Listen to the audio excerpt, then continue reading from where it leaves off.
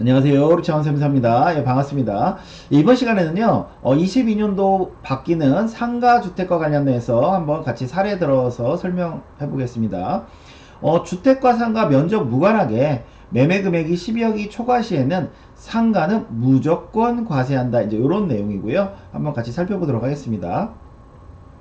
저희가 1층은 상가, 2층은 주거, 이제 이런 케이스일 때 1세대 1상가주택 또는 1점포주택을 갖고 있는 경우, 요게 우리가 면적 따질 때는요 1세대 1점포주택일 때 따진다고 그랬죠. 여러 채가 있는 경우는 면적이 따지는 게 아니라 1세대 1상가주택. 왜? 그래야지만 이제 비과세를 따지는 거니까요. 그래서 과거에는 이랬습니다. 금액과 관계없이 주택 부분이 주택 외보다 작거나 같으면 주택만 비과세 해줬고요. 상가는 과세를 해줬습니다. 그 다음에 주택이 주택 외보다 크다라고 하면 전체를 주택으로 봐서 전체를 다 비과세 해줬어요. 이 비과세의 말 의미에는 상가 부분도 장기보유공제를 주택으로 봐서 80%까지 해줬다는 의미겠죠. 그래서 이렇게 해줬던 것을 이제 어떻게 바뀌었다는 거예요? 매매금액이 12억이 초과 시에는 그 상가나 주택 면적 관계없이 상가는 이제 앞으로 무조건 과세하겠다. 상가는 그렇게 바뀌었습니다.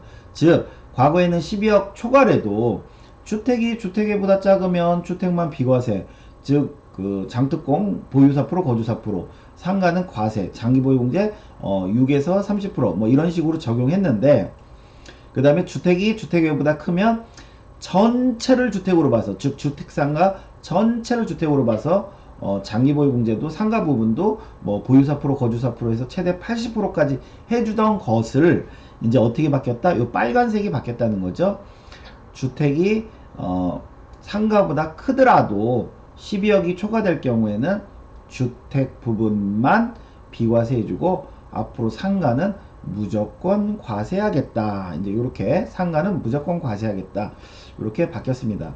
그럼 이거 이제 뭐 말로 돼가지고 좀 어려울 수 있으니까 한번 사례를 들어서 한번 보겠습니다. 양도가액 19억, 취득가액 5억, 그 다음에 이제 보유 및 거주 연수 10년이라고 하고 주택 면적이 상가 면적보다 크다고 가정하겠습니다. 개정 전에는 어떻게 했다고 했죠? 주택이 상가보다 크면 전체를 주택으로 봤습니다. 즉 이분은 1세대 1고가주택을 갖고 있는 거나 마찬가지예요. 그러면 양도차액 14억이고 19억에서 5억 뺀 14억이고, 저희가 1세대 1고가주택을 갖고 있는 경우는 어떻게 계산했죠? 고가주택 양도차익을 따로 계산했죠. 즉 과세 대상 양도차익을 따로 계산했습니다. 그거 어떻게 계산했죠? 그거는 이제 우리가 12억으로 늘어났죠. 19억에서 12억 그 차액 7억에 대해서 과세하는 의미가 아니라 전체 양도가액 중에 12억 초과분, 요게 9억이었는데 작년 12월 8일부터 바뀌었죠. 그래서 19억 중에 12억 초과분, 즉 37% 치반 과세하겠다. 이제 이런 의미고요. 그리고 장기보유공제도 전체를 주택으로 봐서 주택에 대한 장기보유공제 보유사 프로, 거주사 프로를 이렇게 적용을 했습니다. 그렇게 해서 세금 계산했더니 한 2253만원 나오고요. 근데 이제 이게 바뀌었다는 거죠. 어떻게 바뀌었어요? 개정 후에는 주택 면적이 상가 면적보다는 똑같이 큰 상태에서 이럴 경우는 지금 양도가액이 12억 초과이기 때문에 상가 부분은 무조건 과세하겠다 이겁니다. 즉 19억을 주택 상가 부분으로 쪼개야겠죠. 저희가 뭐 이렇게 비율로 쪼개는 건 아니지만 기준시가 비율로 쪼개는데, 그냥 이해를 돕기 위해서 단순하게 19억 중에 60% 치는 주택 부분, 19억 중에 40% 치는 상가 부분으로 양도가액을 쪼개야 되겠죠. 근데 주택 부분은 뭐예요? 주택 부분은 12억 이하이기 때문에 비과세입니다. 비과세 계산할 필요가 없고요. 상가 부분은 7.6억에 대해서 취득가액 5억 중에서 40%치 상가 부분, 그러니까 2억에 대해서 차액 5억 6천에 대해서 이제 뭐 고가주택 양도차익 따질 필요가 없죠. 이거는 상가니까. 그리고 장기보유공제도 보유사 프로 거주사 프로가 아니라 10년에 따른 2%, 즉 20% 공제, 그렇게 해서 계산하면 1억 6,800이 나온다는 거죠. 즉 동일한 상가주택을 내가 작년에 팔았으면 2,200 낼 것을 이제 올해 팔면 1억 6,800 굉장히 많이 늘어났죠. 이렇게 나온다는 내용입니다. 그 다음에 주택 면적이 상가 면적보다 작거나 같은 경우는요, 개정 전이나 후나 내용이 동일하겠죠. 왜?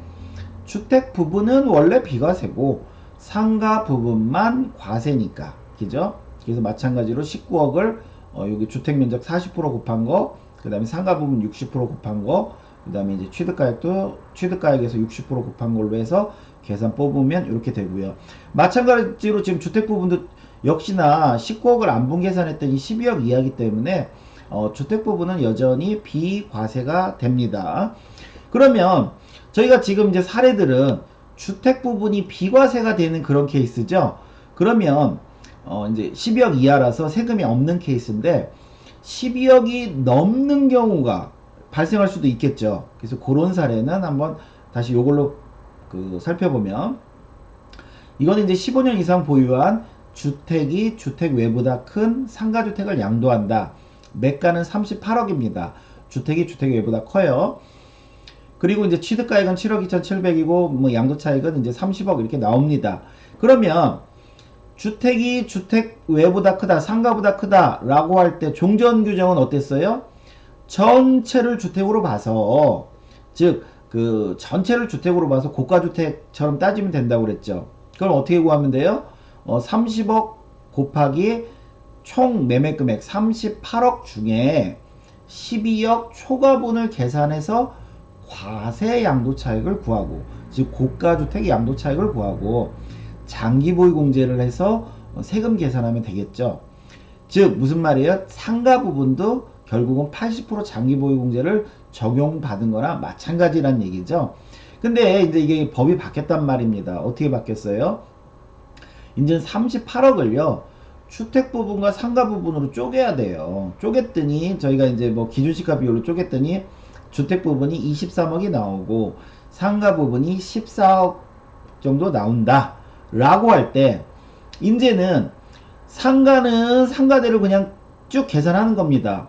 양도 차익을 이렇게 주택처럼 이렇게 적용하지도 않고요. 그냥 그대로 양도 차익 구하는 겁니다. 양도가액에서 취득가액 뺀 양도 차익에 대해서, 즉 고가주택 양도 차익을 따로 계산할 필요가 없는 거죠. 그냥 그대로 양도 차익 계산해서 장기보유공제 15년 이상이면 30%죠. 30% 적용해서 소득금액 구하고, 주택 부분은 아까는 전체를 주택으로 봐서 38억 분의 10억 초과분이었는데 지금은 어떻게 계산해요? 주택 부분만, 즉 23억 중에 12억 초과분에 대해서만 과세 양도차익을 구해서 장기보유공제 최대 80%까지 적용을 해서 계산을 하는 걸로 바뀌었습니다. 즉 결론은 과거에는 이제 전체를 주택으로 봐서 12억 초과분에 대해서 어떻게 했다? 전체 양도차익 곱하기 38억 분의, 요게 이제 38억이죠. 38억 분의 12억 초과분에 대해서 과세를 했다라면 지금은 23억 순수 주택 부분, 주택 양도가액분의 10억 초과분에 대해서 이렇게 계산을 하고 상가는 그냥 그대로 과세하는 걸로 바뀌었다는 거. 요 계산까지는 뭐 좀 너무 좀 전문적이니까 이건 모른다 손 치시다라도 여기 이제 주택이 주택 외보다 컸다라고 할 때